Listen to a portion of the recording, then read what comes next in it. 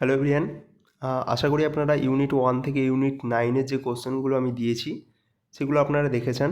তো last unit 10, যেটা আপনাদের খুবই একটা স্কোরিং একটা চ্যাপ্টার। খুব বেশি যদিও মার্ক থাকে না, কিন্তু এখানে যা নাম্বার থাকে মোটামুটি সবাই এই নাম্বারগুলো পেয়ে যায়। সেটা হচ্ছে কমিউনিকেশন চ্যাপ্টার থাকে।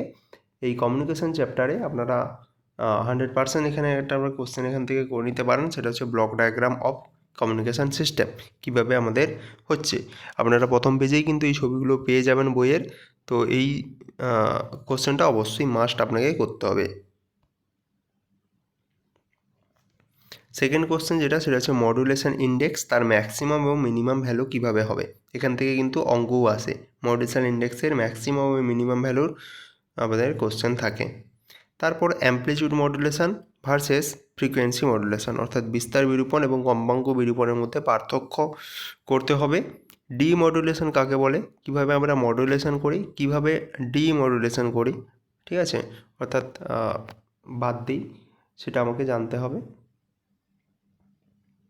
মডুলেশন আমরা কেন করি সেটাও জানতে হচ্ছে। মডুলেশন আমরা কেন করি, ডিমডুলেশন কেন দরকার আছে। এখান থেকে আরও একটা কোশ্চেন এখানে দেওয়া দরকার আছে, সেটা হচ্ছে নয়েজ কী, ঠিক আছে, নয়েজ কী, এই কোশ্চেনটাও কিন্তু এখান থেকে থাকবে। আচ্ছা, ইম্পর্টেন্স অফ কেরিয়ার ওয়েভ, অর্থাৎ আমরা জানি সবসময় আমরা যে সমস্ত তথ্যগুলো যে ওয়েবে আমরা পাঠাই, সেই ওয়েবটার আমাদের অ্যাকচুয়ালি বহন করার ক্ষমতা খুব একটা থাকে না। তাই আমরা হাই এনার্জি বিশিষ্ট কোনো একটা ওয়েবের ওপরে তাকে উপরিপাতিত করে তারপরে আমরা পাঠাই, এবং যখন আবার সেটা রিসিভারের কাছে চলে যায় তখন আবার আমরা সেই কেরিয়ার ওয়েবকে আমাদের যে তথ্য থাকে সেই তথ্য থেকে আমরা ডিট্যাচ করে দিই, ঠিক আছে। তো এটা হচ্ছে ব্যাপার, যে আমাদের যে তথ্যের যে শক্তিটা থাকে আর কি, সেটা কম হয়। তাই তাকে যদি আমরা নর্মাল ছেড়ে দেওয়া হয় শুধু তাকে, সে কিন্তু ওই রিসিভারের পর্যন্ত যেতে পারবে না, তার এনার্জি কিন্তু শেষ হয়ে যাবে তার আগেই।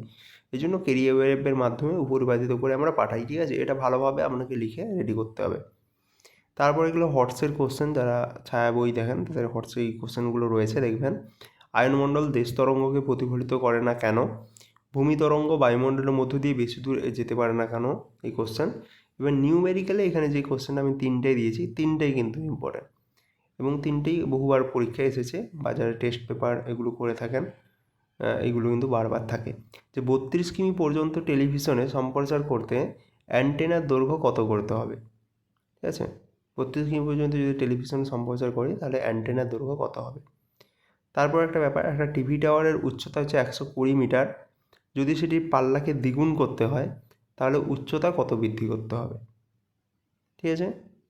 আর লাস্ট সেটা হচ্ছে অ্যান্টেনা কি, বাহক তরঙ্গের কম্পাঙ্ক যদি এত হার্জ হয় 3 × 10⁸ হার্জ হয়, তাহলে দ্বিমেরু অ্যান্টেনার দৈর্ঘ্য কত হবে, ঠিক আছে। এই হচ্ছে 10টা আপনাদের কোশ্চেন।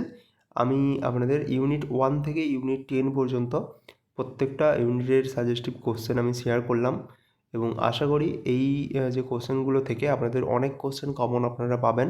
অ্যাটলিস্ট আপনারা থিওরি যে কোশ্চেনগুলো আছে এগুলো যদি করে আসতে পারেন, আপনারা কিন্তু 70 যদি রিটিন থাকে সেক্ষেত্রে 50 নাম্বার আপনারা এখান থেকে ভালোভাবেই পাবেন।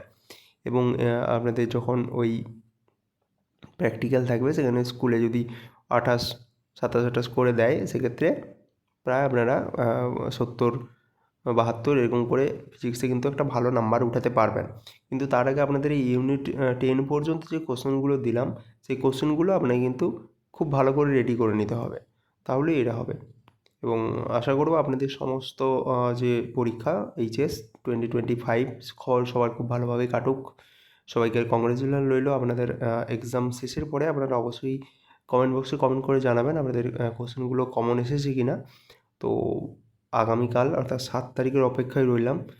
এক্সামের পরে যখন কোশ্চেনগুলো পাবো তখন অবশ্যই মিলিয়ে দেখব যে কতগুলো কোশ্চেন ঠিক এলো। আমি ইউনিট 1 থেকে ইউনিট 10 পর্যন্ত অনেক যে কোশ্চেন প্রিভিয়াস ইয়ার সেগুলো আমি করলাম, ঠিক আছে। দেখে আমি একটা সাজেশান আমি বানালাম। সাজেশান যদিও বানানোর কোনো প্রয়োজন ছিল না, দরকার ছিল না, কিন্তু আমি আগে বানিয়েছিলাম 1 বছর 2024 কি 2023 সালে এরকম নাগাদ আমি এই পেজে আপলোড করেছিলাম। তো আবার যেহেতু পিডিএফ আমি বানালাম তাই মনে করলাম যে এটা একটু আপলোড করে রাখি, অনেকের হয়তো হেল্প হতে পারে। তো সবাই পরীক্ষা ভালোভাবে হোক, দেখা হবে নতুন ভিডিওতে। যারা নতুন রয়েছেন চ্যানেলটিতে অবশ্যই সাবস্ক্রাইব করে রাখবেন। ধন্যবাদ।